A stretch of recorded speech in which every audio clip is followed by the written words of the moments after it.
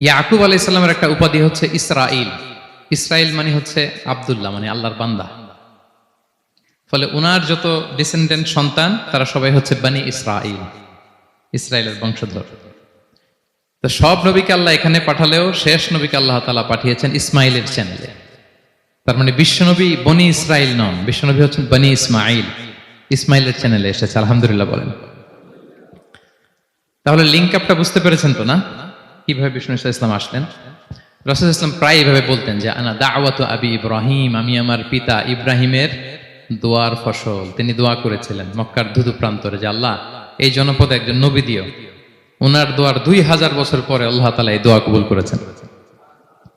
আমরা তো তাহাজ্জুদের সময় দোয়া করে এরপরের দিন হুজুরের কাছে মাসালার জন্য যাই, হুজুর দোয়া তো কবুল হয় না, এত দোয়া করলাম আল্লাহ তো শোনে নাই। 1 মাস দোয়া করে অস্থির হয়ে যায়, এরপর অনেকে